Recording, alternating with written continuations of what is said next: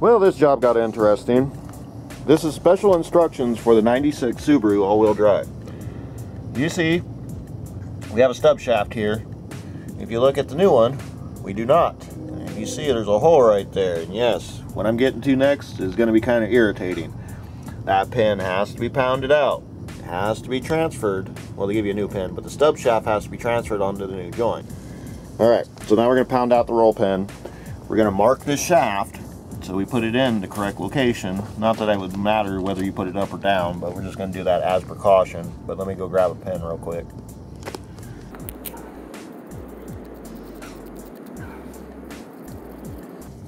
Alright, now he's going to pound out the roll pin. There's a couple different ways you could do this. You need a block of wood underneath. You won't get it. You'll get it partially out and have concrete.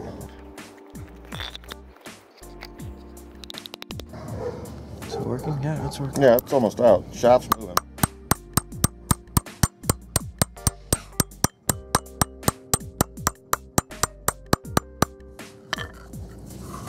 Okay, this is the original OEM pin.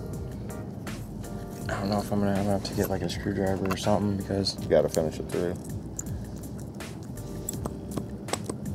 It's not gonna come out until the pin's out.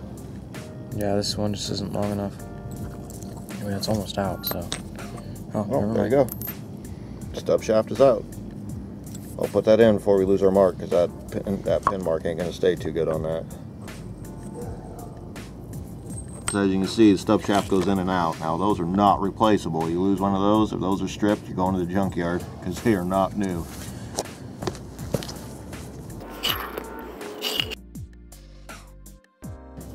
Yeah, always use wood, because wood will bend on you, or concrete or steel won't.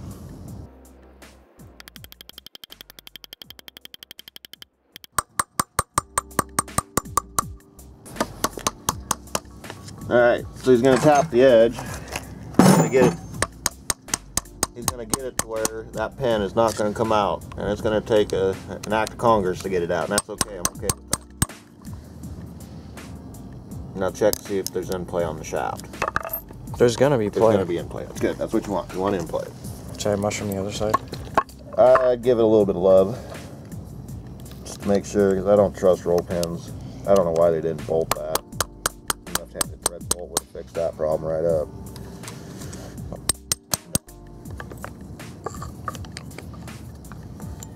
A little bit of tranny fluid right there at the stub shaft, and you go to put it in, good to go. Make sure you clean all these markings.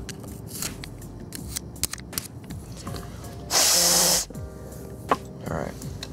Alright, just clean the shaft up. And if you have a seal problem, that'd be the time to replace it, but the seal wasn't leaking. We didn't have no drips there, so we're good to go. You can actually see the seal line on this. It's right about here. Alright, let's get this in the car. And being that this Subaru is very tight, I'm going to show you where it has to go into. Right there. You can actually see the differential in there, so that's pretty cool. The other thing that's cool with the Subaru transmission, you see that big ring, I'll put a arrow on it now. That's used for your side-to-side adjustment. You actually turn those one direction or the other. But I won't be able to show you that going in just because it's just really tight. I mean, this is one tight car to work on.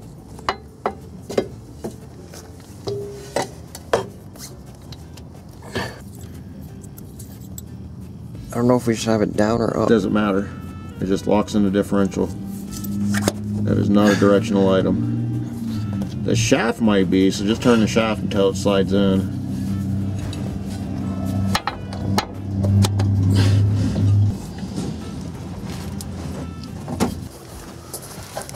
Alright, so what you have to do is put it in neutral, and you use this to kind of pop it back and forth. We missed the shot, and that's okay, but these joints aren't difficult, but they aren't easy either. This is going to be about a 5.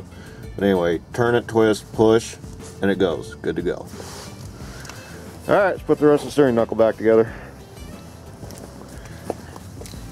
Always use the new bolt. Never use old bolts on rebuilt, new.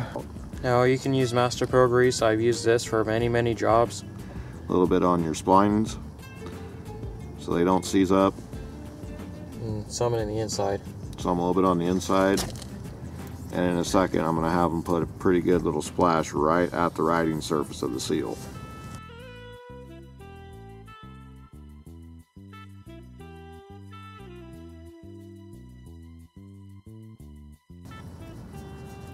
Now some people will lube up the O-ring. Me, myself, I prefer the lube the moving part. You don't want a lot because this stuff will fly around, so just use a little bit. There we go. That's your sliding surface right there. That's where the O-ring seal goes to the shaft, so it keeps the bearing, well, dust free for one, but it keeps grease in there so it doesn't disintegrate on you.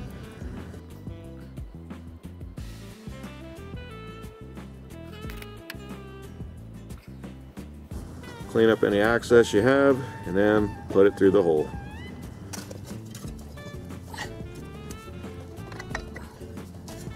Money shot. Yeah, perfect. Good money shot. Alex will be proud. As you see, it all sandwiches back together. Then in a second, he's going to pop the steering knuckle. Alright, shove the A-arm down. Put your knuckle back through. Then eventually the tension will, drive it up. And put your bolt and new Carter key in. Do not reuse any keys that you have pulled or broken out. They are not reusable. Do not reuse them. I mean, cotter pins. Carter keys, Carter pins. Just flat out can't reuse them on suspension.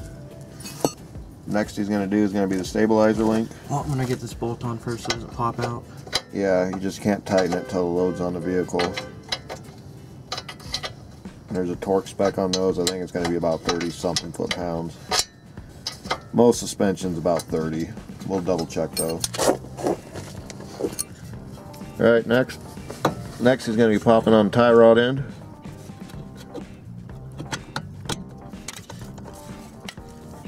Oh wait, no, that's right, because it goes underneath.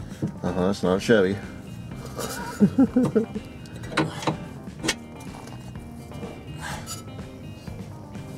little bit of grease so you don't seize that bolt.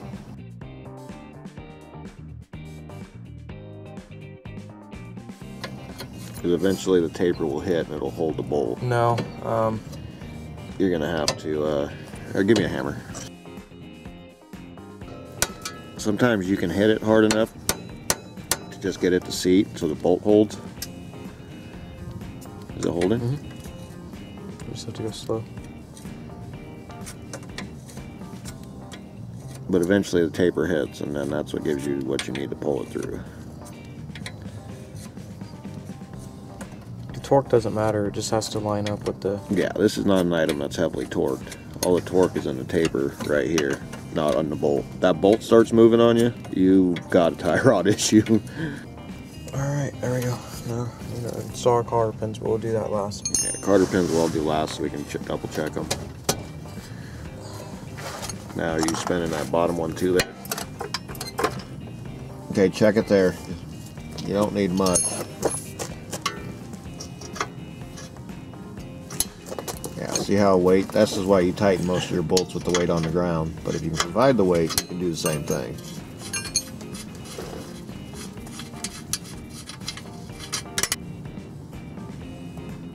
Yeah, some of these parts are done with the vehicle weight on the ground.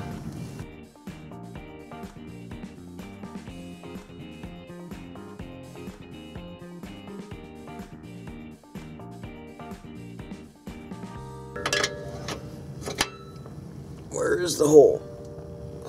I could not tell you with all that grease on there.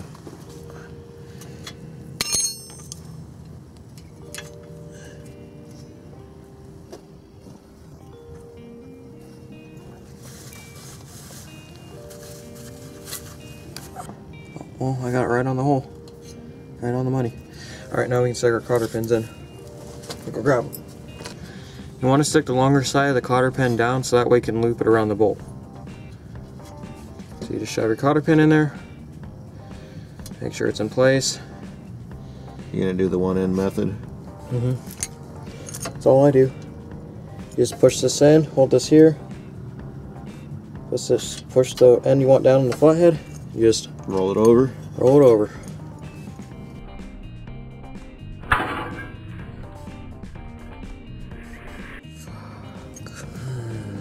Blooper. That hurt.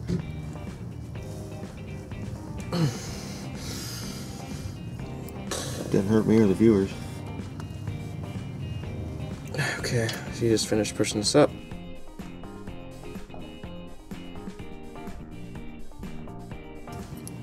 Like that. You do the same thing up top. Okay, yeah, I'm gonna have to go take care of this.